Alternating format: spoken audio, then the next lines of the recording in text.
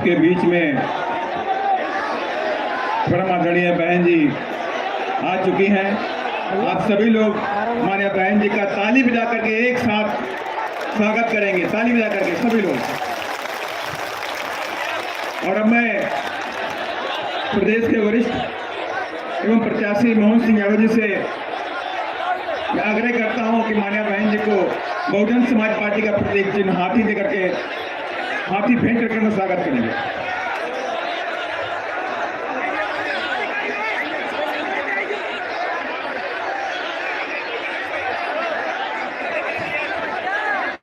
Bahujan Samaj party की राष्ट्रीय अध्यक्ष, देश के सबसे बड़े सूबे उत्तर प्रदेश की 4 बार मुख्यमंत्री रही,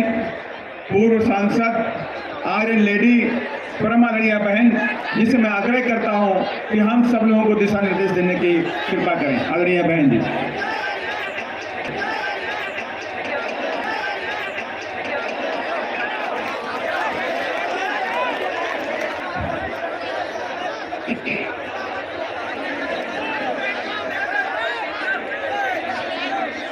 चुनावी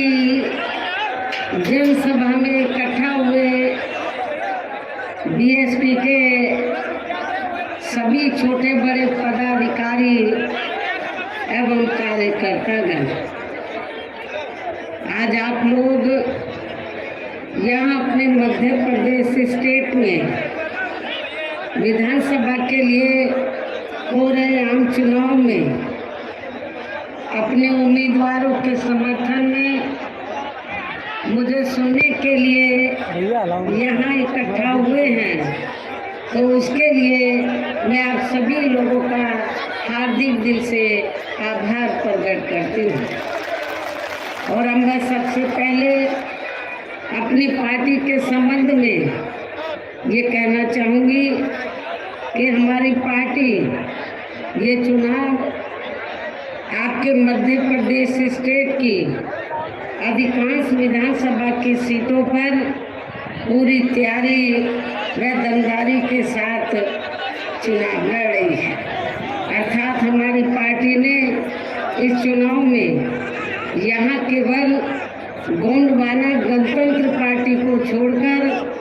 अन्य किसी भी पार्टी के साथ किसी भी प्रकार का कोई चुनावी समझौता आदि नहीं किया है। इसके साथ ही हमने बीएसपी से जुड़ने की तादाद को ध्यान में रखकर फिर उसी अनुपात में ही यहाँ सब समाज के लोगों को टिकट भी दिए हैं। लेकिन अब मैं इस हो रहे विधानसभा चुनाव में आप लोगों का ध्यान अपनी पार्टी बीएसपी को कामयाब बनाने के लिए कुछ जरूरी बातों की तरफ दिलाना चाहती हूँ। और इस संबंध में सबसे पहले मैं आप लोगों को ये कहना चाहूँगी कि अपने देश को आज़ाद हुए व भारतीय संविधान को भी लागू हुए अब यहाँ बरसों बीत चुके हैं,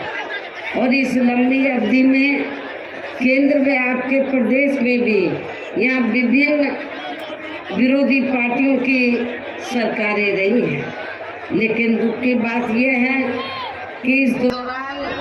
यहाँ सभी विरोधी पार्टियों की रही सरकारों में आपके प्रदेश सहित पूरे देश में भी सर्व समाज में से विशेषकर दलितों, आदिवासियों, पिछड़े वर्गों, मुस्लिम व अन्य धार्मिक अल्पसंख्यकों के साथ साथ गरीबों, मजदूरों, किसानों, छोटे व्यापारियों एवं अन्य मेहनतकश लोगों का भी पूर्ण रूप से विकास व उत्थान आदि नहीं हो सका है। जिनकी सरकारों की नीतियों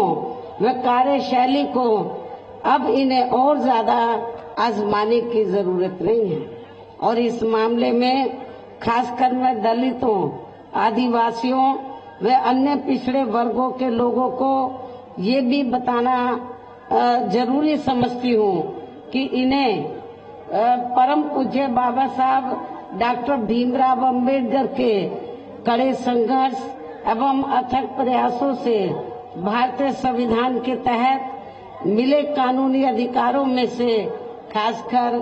सरकारी नौकरियों में जो आरक्षण की सुविधा मिली है, तो उसे भी यहाँ शुरू से ही इन वर्गों के प्रति हीन व जातिवादी मानसिकता रखने वाली सभी राज्यों में भी बीजेपी व अन्य विरोधी पार्टियों की भी रही सरकारों ने इनका ये आरक्षण का कोटा अभी तक भी पूरा नहीं किया है। पदोन्नति में आरक्षण को तो इन्होंने मान्य कोर्ट की आड़ में काफी हद तक खत्म ही कर दिया है और इस मामले में लगभग यही खराब स्थिति हमें यहाँ आपके मध्य प्रदेश स्टेट में भी देखने के लिए मिल रही है। इसके साथ ही अब इन वर्गों के लोगों को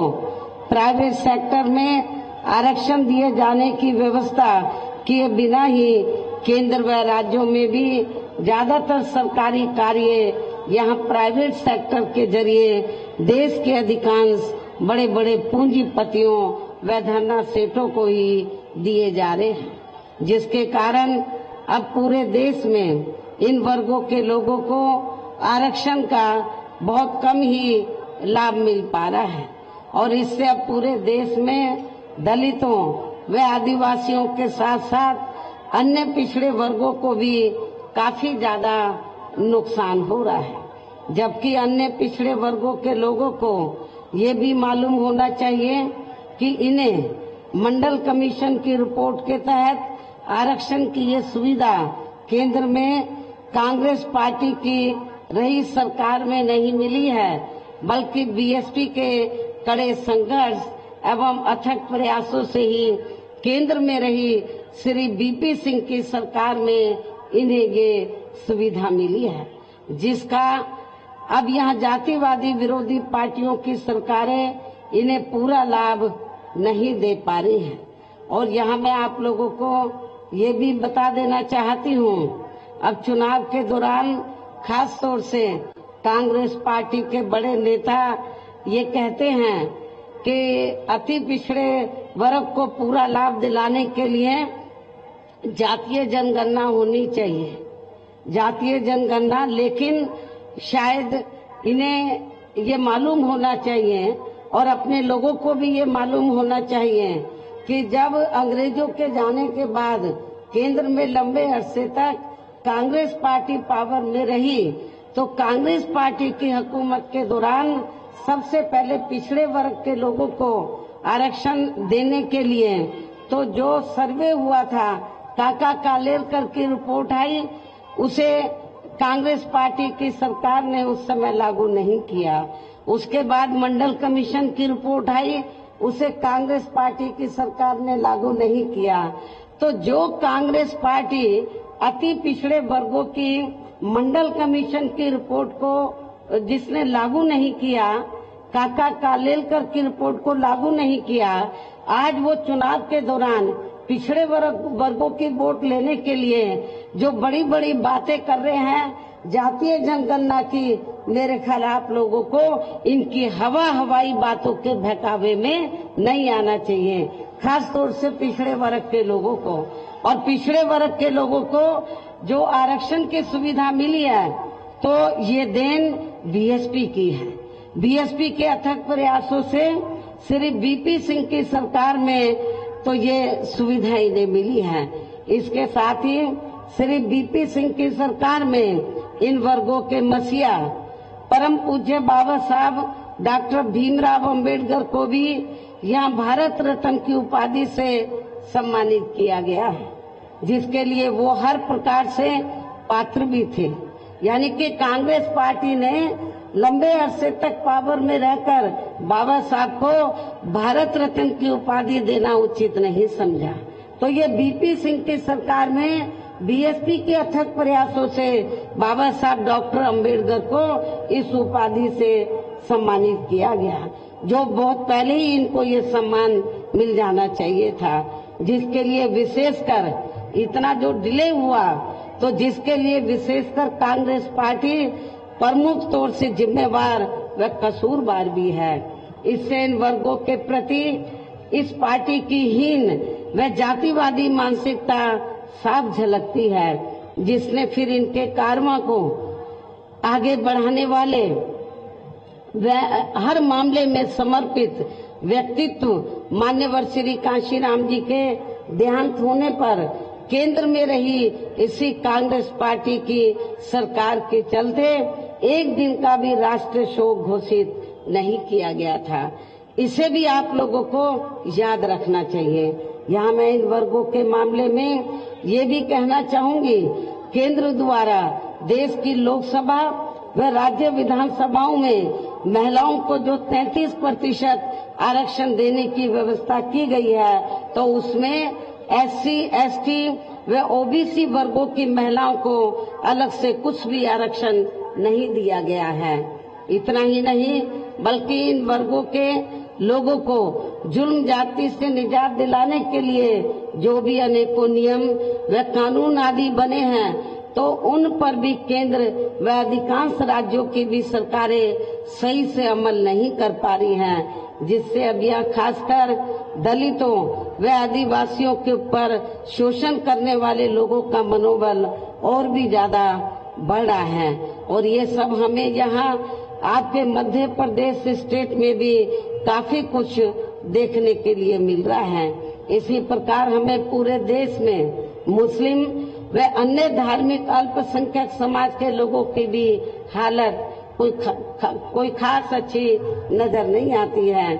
जिसका काफी कुछ खुलासा केंद्र सरकार की सच्चर कमेटी की रिपोर्ट में भी किया गया है। इनके साथ साथ अपर कास्ट समाज में से खासकर गरीब लोगों की भी आर्थिक स्थिति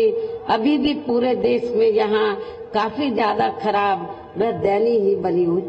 हुई है। इनके अलावा आपके प्रदेश सहित पूरे देश में सर्व समाज में से विशेषकर यहाँ गरीब, मजदूर, किसान, कर्मचारी, व्यापारी एवं अन्य मेहनतकश लोग भी अपनी विभिन्न समस्याओं को लेकर अभी भी हमें काफी ज्यादा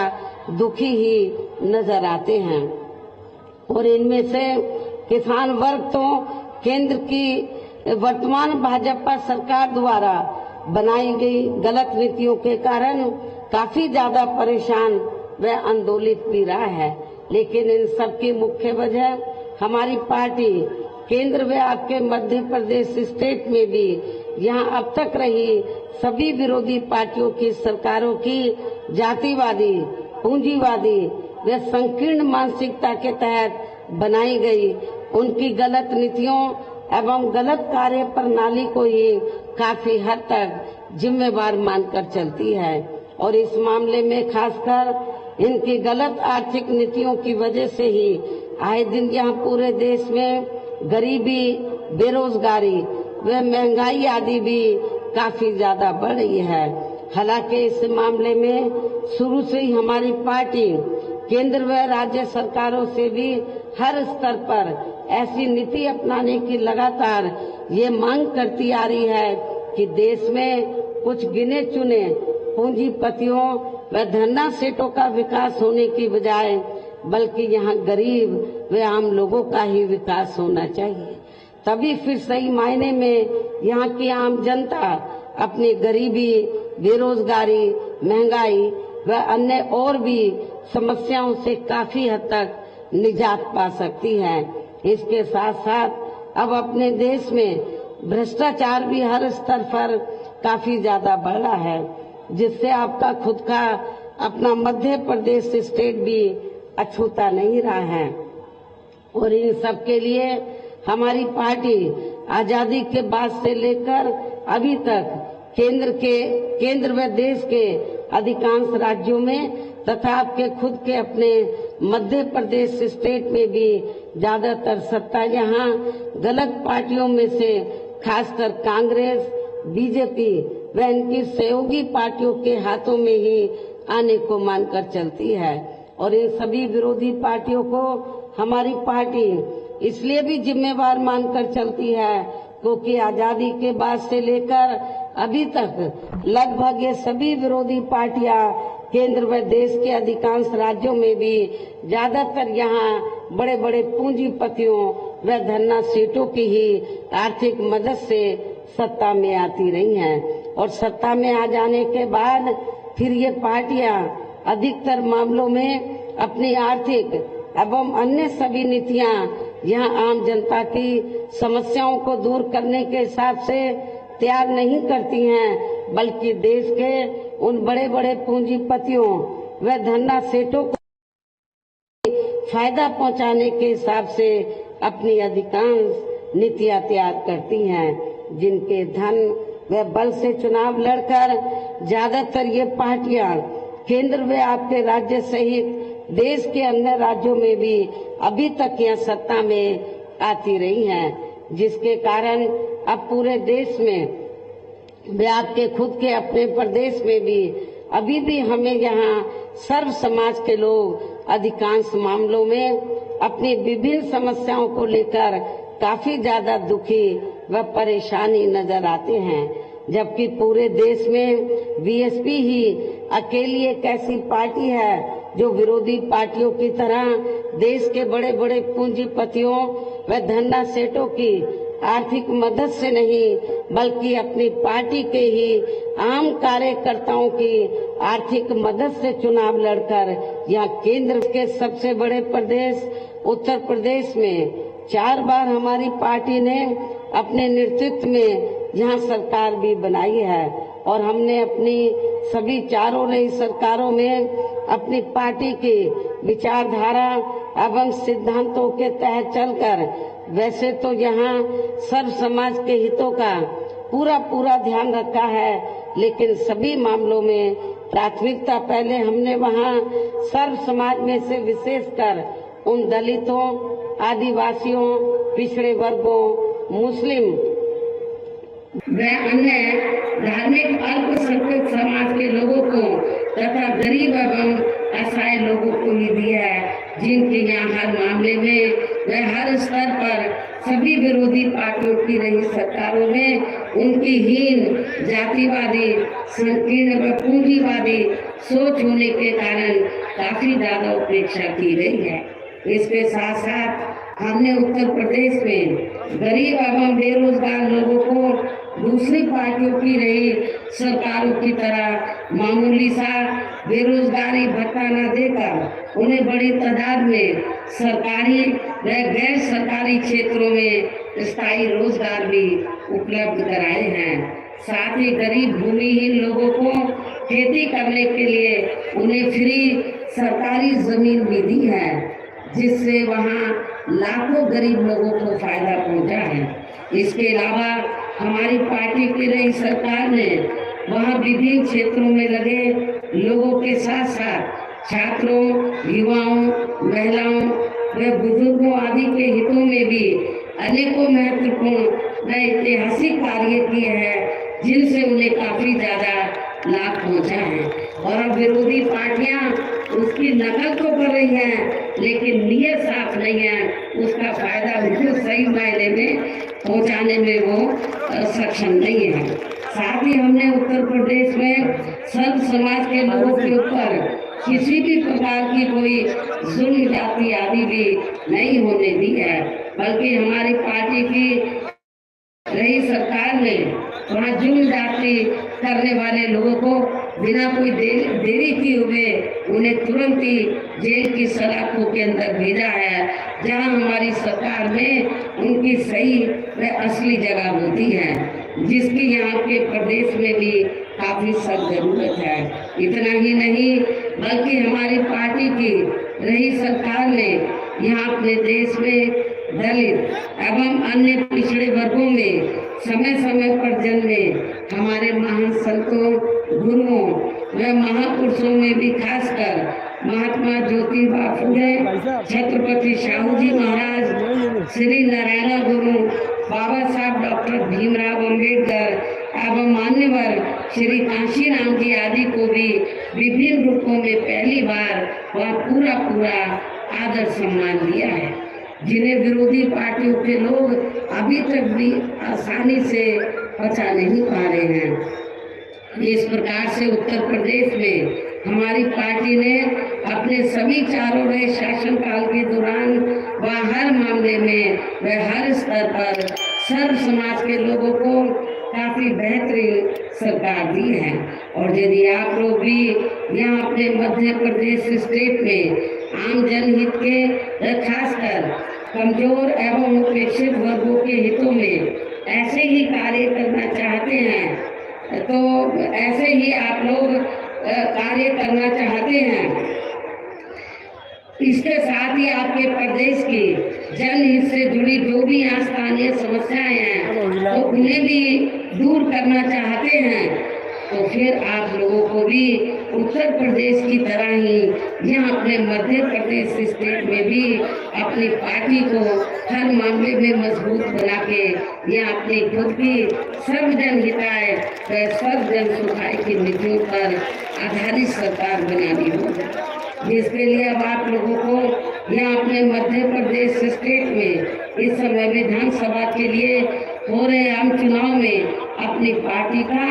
बेहतर रिजल्ट लाना होगा। और इसके लिए आप लोगों को वोट पड़ने पर यहाँ सत्ताधारी पार्टी व अन्य सभी विरोधी पार्टियों के साम दाम दंड भेद आदि हथकंडों से भी जरूर सावधान रहना है। और इस मामले में खासकर आप लोगों को विरोधी पार्टियों के जारी किए गए उनके हवाई व प्रलोभन भरे चुनावी घोषणा पत्रों आदि के बहकावे में तो कतई भी नहीं आना है। जिन्हें ये पार्टियां सत्ता में आने के बाद अधिकांश अमल में नहीं लाती हैं, जिस पर से अब जनता का काफी हद तक विश्वास ही उठ गया है। इसलिए हमारी पार्टी किसी भी चुनाव में अपना कोई भी चुनावी घोषणा पत्र आदि जारी नहीं करती है। वैसे भी हमारी पार्टी कहने में बहुत कम बल्कि कार्य करके दिखाने में ही ज्यादा विश्वास रखती है। अर्थात जो कहती है तो उसे करके भी दिखाती है। और ये सब हमने उत्तर प्रदेश में करके भी दिखाया है। और अब मेरा यही कहना है कि आप लोगों को अपने खुद के व अपने मध्य प्रदेश स्टेट के भी हित में यहाँ अपनी पार्टी बीएसपी की ही सरकार बनाना बहुत जरूरी है। तभी फिर यहाँ के प्रदेश में परम पूज्य बाबा साहब डॉक्टर भीमराव अम्बेडकर